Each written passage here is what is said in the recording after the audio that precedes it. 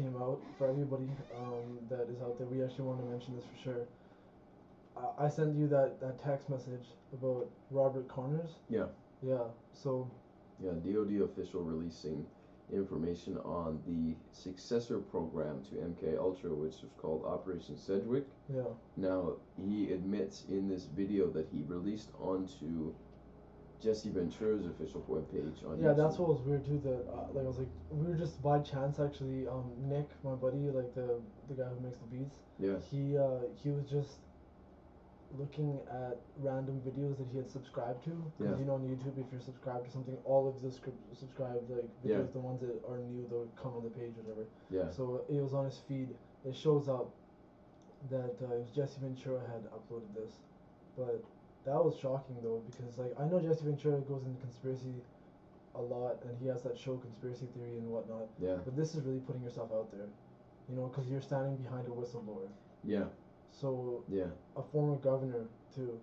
Yeah. So that was an interesting pro wrestler. Yeah, I think this draws the line in the sand a little more definitively for him. But what struck me about the video is when you see it, it's pretty bold. He's right there. I mean, the camera's shaking, so he's obviously got somebody filming it for him.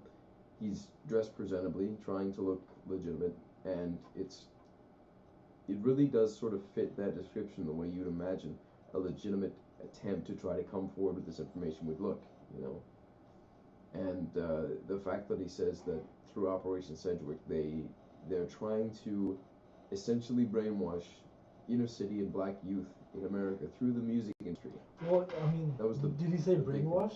Because I remember he says our idea was to affect. Yeah. Now, affect, that's a really broad term. Something like that, because I'm forgetting the exact wording or something. But I mean, the whole idea of MK Ultra was to affect behavior. Yeah. You know, so. And it was a big claim. That's a massive claim. This very strange way that the video was kind of shot too. Yeah. It was kind of eerie. Yeah. For some reason, I guess because the background was blank, it was white. Yeah. Well, the subject matter alone is enough to make it that way. But the idea at the end, he says that if the DoD doesn't acknowledge what he has shown and make an attempt to basically speak more on this, he's going to release all of these documents onto YouTube. He's going to release all the video footage. Everything they were essentially... And you give a date, though, ordered, too. Yeah, on the 23rd. It's everything they were essentially ordered to destroy that was related to the program. He couldn't in good conscience, and he says that in the video, too. Yeah, and he's Christian, so he's kind of justifying some Bible, of his things. Yeah. What did he say exactly? He said, I was living in a life of sin. No, so he said, those who don't do the right thing that know what the right thing to do is. That's and he did say that I can no longer live in life of sin kind of thing. So he's kind of getting back to that basic idea, though. Yeah. But it was interesting to hear him say that, just because nobody's heard of Robert Connors before, nobody's like aware of what his credentials are. But I don't know, like it was an interesting video. When I first saw it, unfortunately, we always have that tendency that if a video doesn't have a bunch of views, you're like, okay, is it legitimate? That's right. That's the legitimating factor. If it has many views, then you go, okay, well then. Maybe this could be something, right? And then you look at the comments, kind of thing. But it's what we noticed was we were just chilling kind of late one night, and that was the night that it came out. So we saw this, and it was initially, obviously there wasn't many views on it because it was posted like right around that time. It was the top of the top of his feed or whatever, Nick's feed. So I don't know, like it was at first I was kind of like a little bit reluctant. Yeah, skeptical.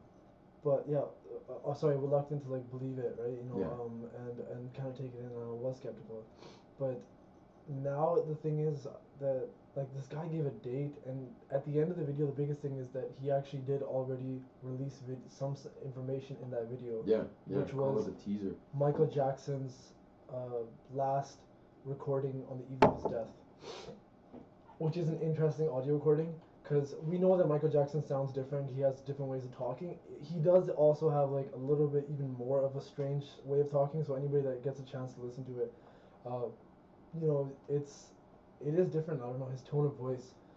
However, this issue is one that you know, even with my friends, I've like lately I've been kind of, you know, hesitating to actually bring this up again, with the idea that hip hop is actually being used as a tool for kind of conditioning the masses and conditioning, you know, even specific ethnic ethnic groups and stuff, like Yeah, black people yeah. and whatnot. But now it's like whether I want to actually address this topic or not, it's right Yeah. in front of us and it's being presented on like such a public stage. I don't know if this is actually going to be as big of a deal as we're Yeah. perceiving it to be yet, but it was interesting just because you know the hip hop industry, the music industry, Yeah. for a long time there's always been claims that you know oh there's devil worshipping and this and that, Illuminati this or Illuminati that. When it comes down to it, I've always been really skeptical about it, Yeah. about that Yeah. specific conspiracy, Yeah. because my thing is that these people are artists, and I don't think that it would make sense if in the world of believing that conspiracy, you believed that these rappers are completely being conditioned and you know they're spreading this propaganda and whatnot, but I just don't think that they themselves matter enough, you know, that they'd be a part of this elite group. I think that in the end they're just tools, you know, that what it Yeah. comes down to is Yeah. people say that they signed the oath or you know Like a they, president. or these kind of things. That phrasing is used really often, but I think it's over romanticizing it. Mm. You know what? I Of think course, it's yeah. just signing I mean, a contract. it gets too much attention. However, I like to look at something like the movie industry, Yeah. and we know how pervasive this is in the culture, and we see now that so many movies in the past couple of years, you know, even decades, have received some or sometimes all of their funding from the military. Yeah. The Superman movie was, you know, they were allowed to use the technologies, you know, they were for free, and they were also funded in part by that. Yeah. And you know what? There's many other examples like what was it? Battleship. You know, the U.S. Navy's at war with ETs at sea. I'm not sure. Yeah, I know that was almost entirely funded Pacific by the Rim, military. you mean, or? Not Pacific Rim. No, it's Okay, called Battleship, and I okay. think Rihanna's in it. I don't know. It's just Yeah. one of these eye-catching people. Another person that's supposedly, you know, Illuminati. Yeah, but like again, the thing is that I think it's over romanticized in the sense that people think that you know it's you know essentially just what it is that these people are given the opportunity that if you want to sign with a major label, Yeah. you have to do, say, Yeah. and put out whatever we tell you to put out. Conditions right? may Like we apply. own you, and if you do this, then you know we'll make sure that you get stardom and Taken that care of. and you know you get taken care of and you get what you want. You get that Yeah. everybody will know your name kind of thing. Yeah. And you know that's why a lot of people say, oh, this person's sold out. You know, Yeah. right? That's a term that I'll actually use. Yeah. Because that's something that like a lot of rappers that I actually have listened to, and a lot of people in the music industry, you've seen that at certain points in their life, they kind of, I don't know, they didn't exactly stay to their artistic integrity kind of thing. It was Yeah. just like you'll see that certain records are just kind of put out for money grabs, and they're not really like a passionate representation of what the artist is or anything. It's Yeah. so for that reason. But I Like, can't stand nowadays that I everybody. like to. Sorry to cut you off, but Yeah. I'd like to relate it in this way. In that, if you have an artist who signs with a major label, take Katy Perry, take any one of these examples, there are hundreds of them, Yeah. and their music changes. Now that to me is a lot like your small town bakery, and they're pumping out all natural foods. Suddenly they gain the attention of a major producer, and they decide to sell their, you know, their top selling product, let's say it's, you know, a particular kind of homemade donut, Yeah. to a mass producer. Now, in order to mass produce it, they need to quantify the ingredients, and suddenly it's machine made, and you have a mass produced version of that. Now, we know that it's never You have quite like a the cookie same. cutter system then, right? You got a Yeah. cookie cutter system, and it's never quite the same donut. It's never gonna be like it was when it was home cooked. And same with music. When you hear somebody that's not signed, you look at jazz way back in the, you know, the 40s and 50s and 30s when it was coming up. I mean, there was a lot of passion in it, and you can see when music, when music or people in general get really comfortable in what they're producing, I feel like it loses that passion. It loses that edge. So we can tell, you can hear it. I mean, we know that there are musical engineers, there are audio engineers working on the basic precepts, the sounds that human beings innately like to hear. These progressions, they're given to these artists and they're placed behind the songs. Yeah. They're not done by the artists themselves. They'll lend their voice, and their voice is taken, and then it's manipulated. Their image is more important than what they can produce artistically anymore. And it's unfortunate that most artists nowadays, you can't bank on the fact that they'll be able to perform live anymore. That seems ridiculous to me. Yeah. Because what are you actually producing if you can't go out on the stage with just a mic and an instrument and Yeah. actually, like, produce some type of art? If you can't do that, if you constantly need a computer to be editing your voice to the point that it sounds nowhere near what your actual voice sounds like, there's a couple of people that, like, the worst example, man. I was just watching, what was it called? I think it was Jimmy Kimmel. I was watching Jimmy Kimmel, and he had this band on Cobra Starship. I don't know if you heard of them. They had a couple of What are they mainstream called? Cobra Starship? Yeah, I've heard of them. It's like that song, "I Make Them Good Girls Go Bad," right? It's like a really stupid, catchy song that gets stuck in your head because it's overplayed on the radio. But that song was their hit song at the time, so they're touring and they're going off the one hit wonder thing that they were. Yeah. But they were doing that tour and they were on Jimmy Kimmel, and they sang that song, and they couldn't do any editing because it was live. Like, there's minimal editing on the mic and stuff, so they sounded awful, like so bad that, like, Jack Black was making faces, he was laughing, he was there, he's one of the other people who was being interviewed. Yeah. But it was crazy that I looked at it, and some of my favorite artists are artists like Paul McCartney and on the Wings. Like, you see, like, a prime example, Live and Let Die is like one of the most insane concerts that they used to put on. They used to, like, during that tour, Live and Let Die is a song that was actually made for one of the James Bond movies, right?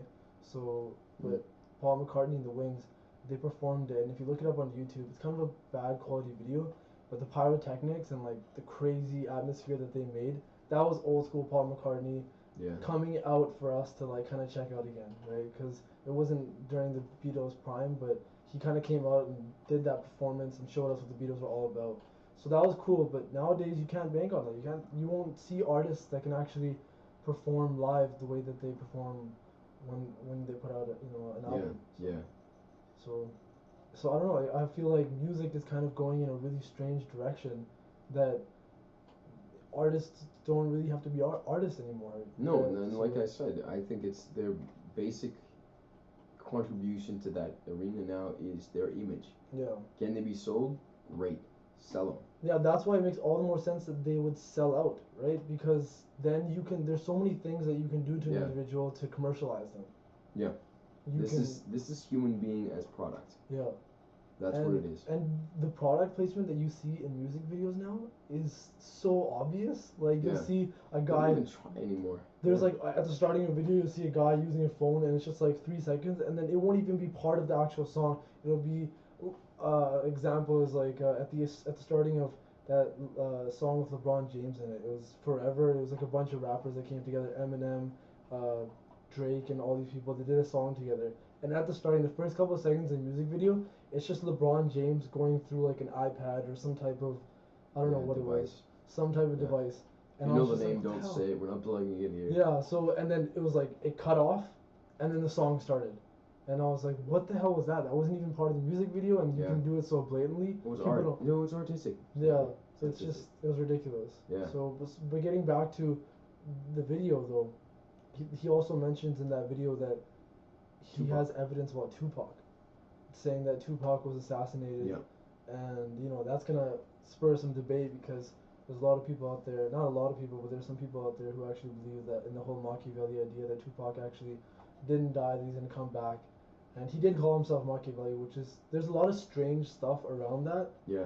And have you actually heard of the Paul McCartney thing? Yeah, I've heard a lot about the Paul McCartney thing. Okay, so I didn't know about that at all. And I went to India, and, like, I'm a pretty big, I call myself a pretty big Beatles fan, but I didn't really even know about the Beatles until one of my friends introduced me to them in, like, grade 11 or something. Yeah. But since then, I've been a big fan of classic rock, Pink Floyd, the Beatles, a lot of bands that are actually so influential and actually could perform live, right? But, yeah, it was, I don't know, it was weird. Started to lean out of the image, just to let you know. Yeah. You gotta scroll. Okay, yeah. So there you go. I don't know, it was weird in that sense that nowadays, it's a different vibe, man. People nowadays don't have that integrity that they used to, so it's just about putting out as much material as you can. So, like, I don't, again, for that reason, for just the practical idea of this is it is there. I'm not denying that it is there. That there's so much influence to what they actually do. Yeah. But romanticizing it all the time and just saying it's Illuminati this and that, and saying that they're worshiping the devil and putting up these signs and stuff. Yeah. It's just them being tools, man. That's what it is. Yeah, it's true. It's true. But I think for the fact that it is such a pervasive, icon, how much effect music is always going to play. Yeah. Your house, your car, work, wherever you're going, there's music, and like television, we know that I don't think that they would pass that up as means of subtly inculcating people with certain ideas. I mean, if you look in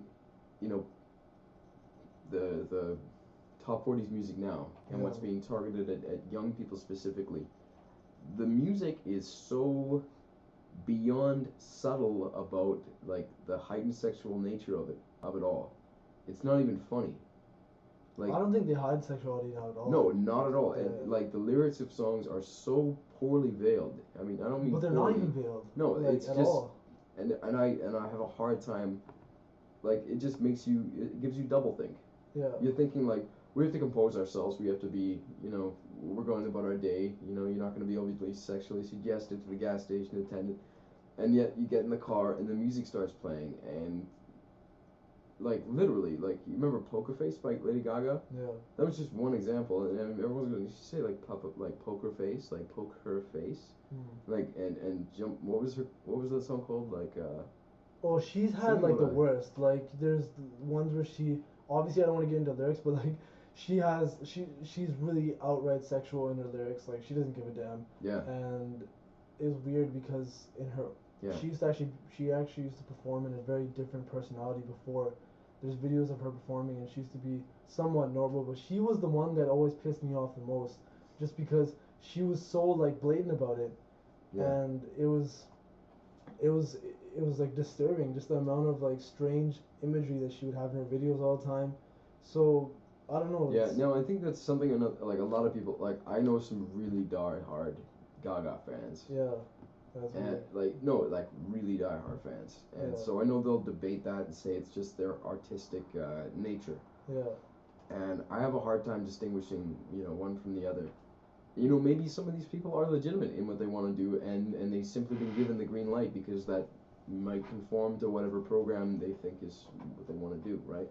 I don't know, but like how so, growing up in our household, our parents, Punjabi culture has a little bit of a tendency to stifle sexuality and talking about sexuality and whatnot, and so there's always that underlying kind of like understanding that you're supposed to be a little bit more conservative. Yeah. I was thinking about this though, that we live in North America, we live in the Western culture, the wild west, whatever. We do have more sexuality in our videos. It's very outright. You see it everywhere if you're going through the TV channels. But it's interesting that the cultures that repress that still are the cultures where you have problems with like rape and you have like where, not to say music or videos whatever, but cultures that stifle sexuality, that try to be more conservative, are the ones that actually have these problems the most.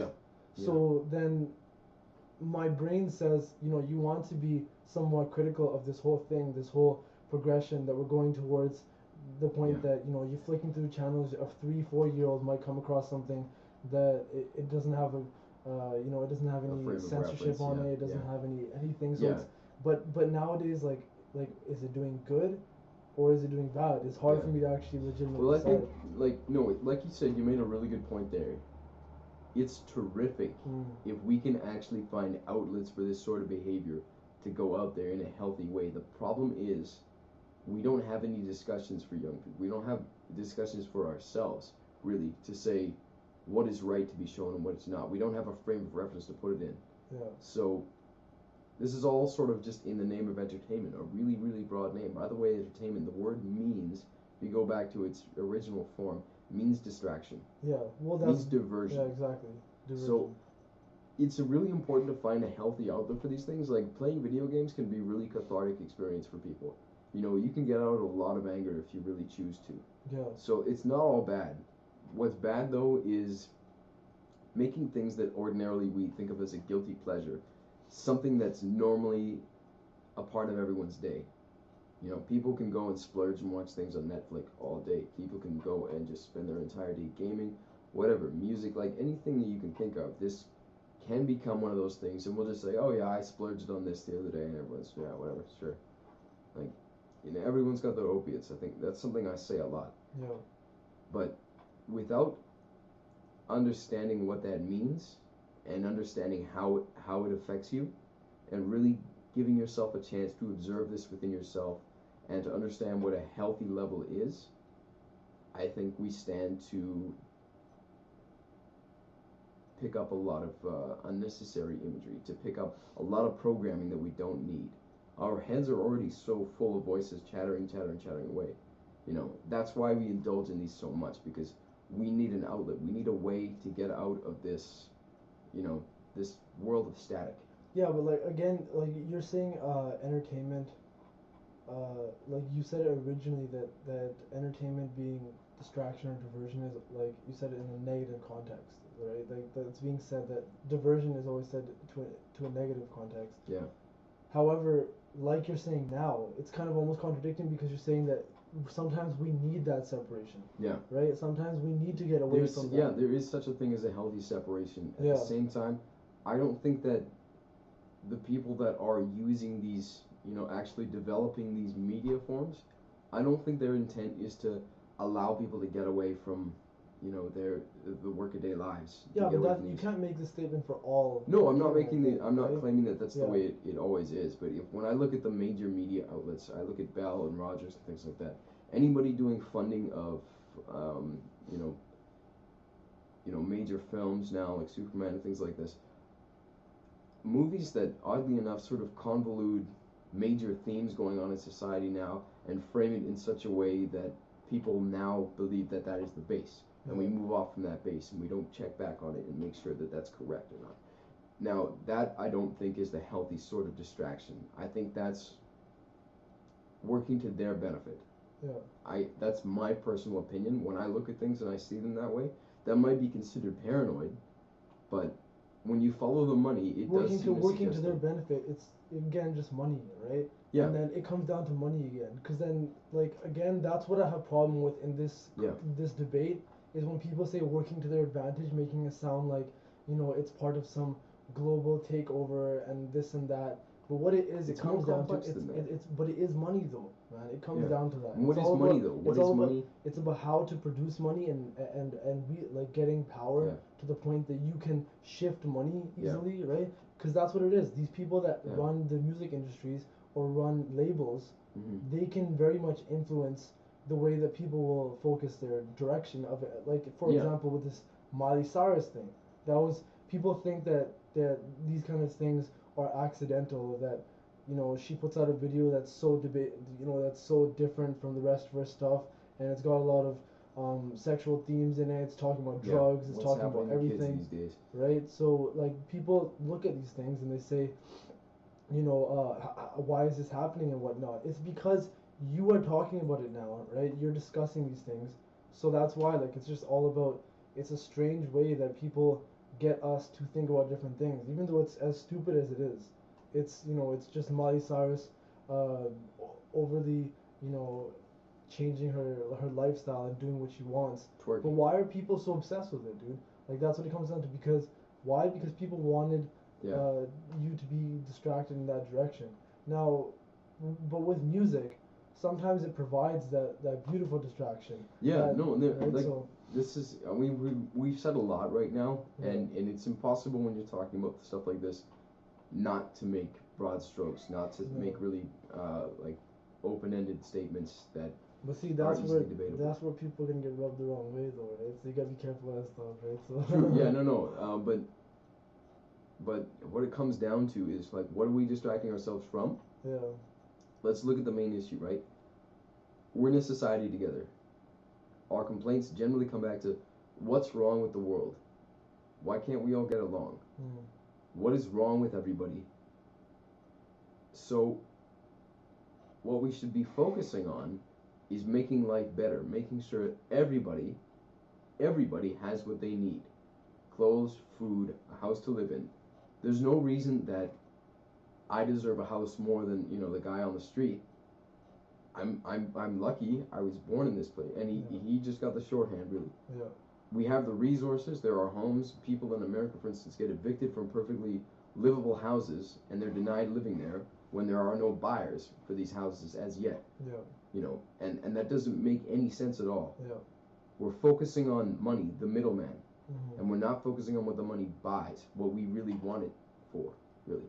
So, what we're distracted from, and the problem I think lies therein, what makes it a negative distraction, is that it stops people from finding what we can really do about the problems that we all face. Yeah.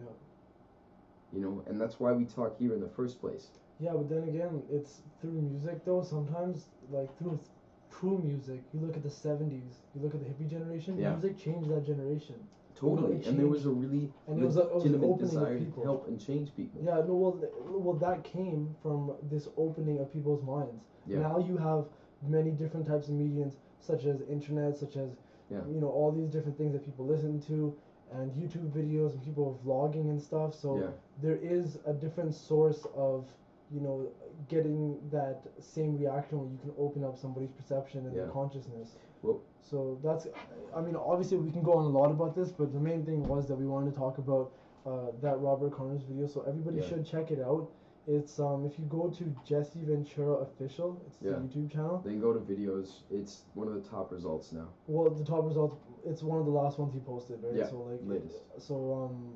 It's the most. It's one of the latest ones that he posted. And I think you might even just be able to YouTube Robert Connors now, because he did say he was going to upload a bunch of them under, you know, not from his actual YouTube account. So that's we'll see how that develops, but again, it just gave us a little bit of a springboard to go into that topic of, you know, we don't deny that there is definitely something there that is influencing it, but instead of just focusing and just obsessing over that, it's better to just see what the result is and see what you might be getting from it, and try to alter what you take in and what you allow it to actually affect you. Is it what you want? Yeah. Is it what you think you need? So that being said, we're gonna be doing a couple of short podcasts now like this, because you know people have been asking for it, and we do apologize for the last one though. The audio was really bad on it. And the main thing was that we felt really comfortable. We were sitting down. We were able to kind of talk openly, so we wanted to put it out. But now we're gonna be putting more out like this. So just short videos, speaking about one or two topics maybe, and that way we can actually also put a little bit higher frame rate and actually get a little bit better quality for when we upload it. So people have been asking for like HD quality too, so you know, that'd be cool. And that, I guess, we'll end it on this one. Thanks everybody for tuning in. Absolutely, we're so appreciative of our people that viewing audience. Viewing audience. So that's what I'll say. That's as obscure, not saying that anybody actually likes what they're listening to. But thanks a lot for the support. Please again keep and you know, I actually liked the first time, man, we got a thumbs down on one of our videos. Really? So it was on that last one, right? Because the audio was bad on it, so that meant that somebody out there, like, they said straight up, you know, you guys messed up on this one. Thanks for being honest, thumbs down person. Yeah, so I felt a little bit bad, and that's why for this one we went with a little bit more of a simple layout for the audio. It may sound a little bit quiet or whatever, but we're still kind of fiddling around with it and see how it works. But thanks again for tuning in.